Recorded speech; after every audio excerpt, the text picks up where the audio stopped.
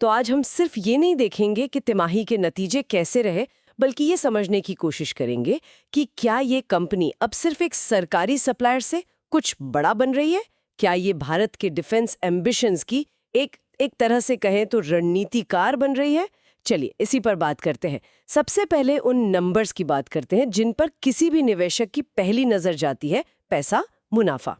इस साल की पहली छमाही में कंपनी की कमाई मतलब रेवेन्यू लगभग 16% बढ़ा है, जो करीब 10,180 करोड़ हो गया है।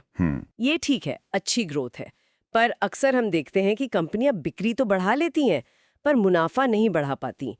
क्या बीएल के साथ भी ऐसा ही कुछ है? नहीं, और यही इस पूरी कहानी का सबसे मजेदार हिस्सा है। रेवेन्यू बढ़ा 16%, लेकिन जब आप मुनाफे को देखते हैं, मतलब टैक्स से पहले का मुनाफा, वो करीब 21.5% बढ़ा है। अच्छा, इसका सीधा मतलब ये है कि कंपनी हर ₹1 की सेल पर पहले से ज्यादा कमा रही है, और इसकी असली वजह छिपी है ईबिटा मार्जिन में। हाँ, ये मार्जिन वाला पॉइंट बहुत जरूरी है। पिछले साल ये 27.26% था। हाँ। और इस बार ये उछलकर 30.15% हो गया। एक मिनट, 27 से 30%, ये तो काफी बड़ा जंप है। इसका मतलब क्या निकालें? क्या वो अपने प्रोडक्ट्स महंगे बेच रहे हैं या अंदर से कुछ बेहतर हुआ है? ये उनकी ऑपरेशनल एफिशिएंसी को दिखाता है। मतलब वो अपने खर्चों को बेहतर कंट्रोल कर रहे हैं। शायद उनका प्रोडक्ट मिक्स बेहतर हुआ है। ये सिर्फ ज्यादा बेचने की कहानी नहीं है, ये स्मार्ट तरीके से बिजनेस करने की कहानी है। ये वाकई में शानदार है।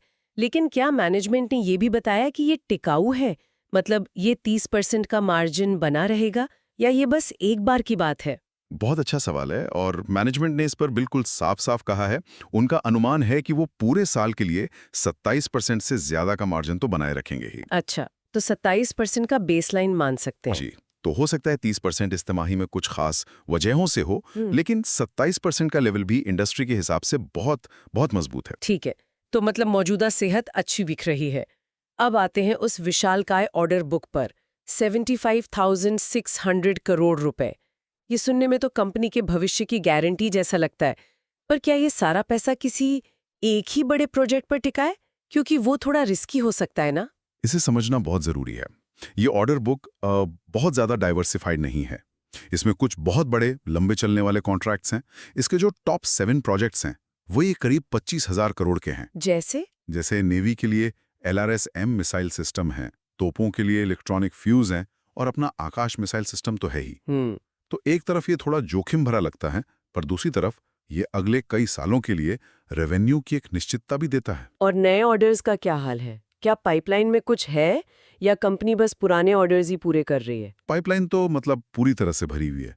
इस साल अब तक ही 14,750 करोड़ के नए ऑर्डर मिल चुके हैं, और मैनेजमेंट को उम्मीद है कि साल खत्म होने तक ये आंकड़ा 27,000 करोड़ पार कर जाएगा। ठीक है, लेकिन रुकिए, असली बड़ी खबर तो अब है। बताइए। इस 27,000 करोड़ के अनुमान में QRSM का ऑर्डर शामिल नहीं है। QRSM, quick reaction surface to air missile. जी। और मैनेजमेंट को पूरी उम्मीद है कि ये ऑर्डर मार्च से पहले मिल जाएगा।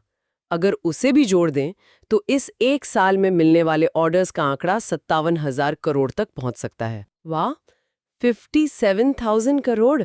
ये तो उनके मौजूदा ऑर्डर बुक का लगभग 70-80% हो गया। पर यहाँ एक निवेशक के तौर पर एक सवाल है। मान लीजिए मार्च में ऑर्डर आ गया, तो क्या अप्रैल से ही बीईएल के रेवेन्यू में रॉकेट लग जाएगा? ये पैसा बैलेंस शीट पर कब दिखेगा?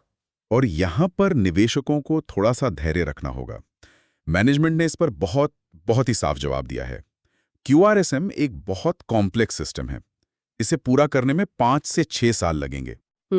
लेकिन ऑर्डर मिलने के बाद जो पहले 12 से 18 महीने हैं, वो FOPM यानी फर्स्ट ऑफ प्रोडक्शन मॉड्यूल के ट्रायल में जाएंगे। FOPM, इसे थोड़ा आसान भाषा में समझाएंगे? जरूर। मतलब ये प्रोडक्शन लाइन पर बनने वाला पहला पीस है। सेना इसे हर तरह के मौसम में, हर तरह के हालात में टेस्ट करेगी। जब वो पास हो जाएगा, उसके बाद ही बड़े पैमाने पर प्रोडक्शन शुरू होगा। ओह अच्छा, तो मतलब बड़े ऑर्डर से जो बड़ा रेवेन्यू है वो अगले वित्तीय वर्ष में नहीं बल्कि उसके बाद वाले साल से आना शुरू होगा। बिल्कुल सही। तो उत्साह होना चाहिए, लेकिन उम्मीदों को जमीन पर रखना भी जरूरी है। ये लॉन्ग टर्म निवेशकों के लिए शानदार खबर है। बिल्कुल, ये एक बहुत ज़रूरी बात है। ठीक है, तो क्यूआरएसएम तो अगले कुछ सालों की बड़ी कहानी है, पर उसके बाद क्या? क्या कॉन्फ्रेंस कॉल में भविष्य के किसी ऐसे मेगा प्रोजेक्ट का जिक्र हुआ जो क्यूआरएसएम के बाद बीईएल को एक नई दिशा देगा? हाँ, और यहाँ से बातचीत और भी दिलचस्प हो जाती है।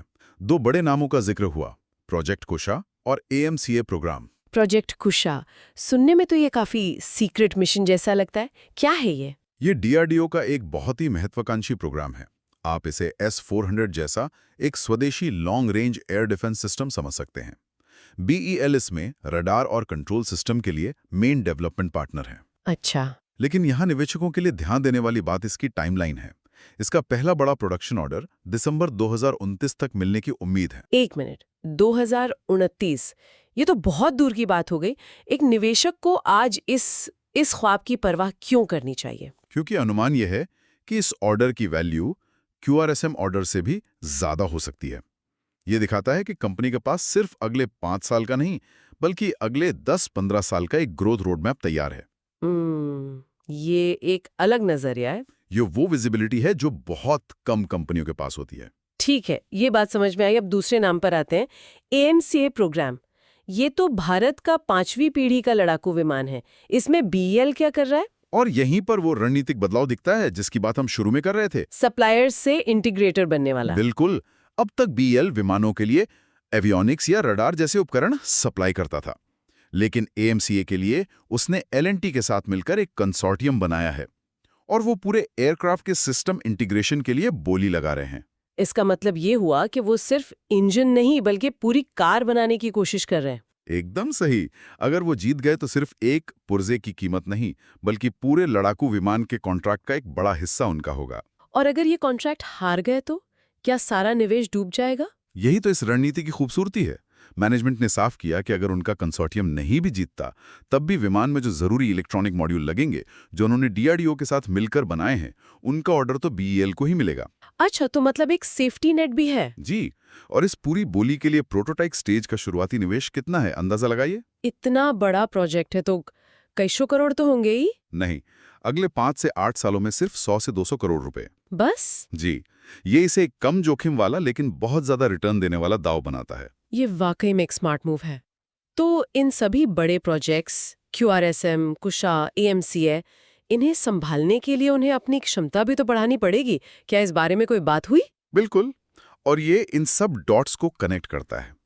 कंपनी आंध्र प्रदेश में 9200 एकड़ जमीन पर एक बहुत बड़ा डिफेंस सिस्टम इंटीग्रेशन कॉम्प्लेक्स बना रही है।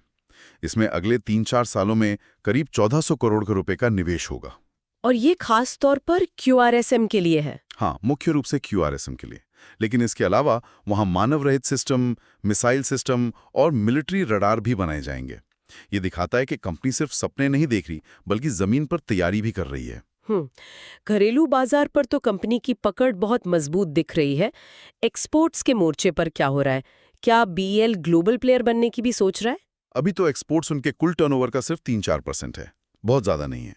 लेकिन उनका लक्ष्य है कि इसे लंबी अवधि में 10% तक ले जाया जाए। अभी उनके पास करीब $326 मिलियन का एक्सपोर्ट ऑर्डर बुक है।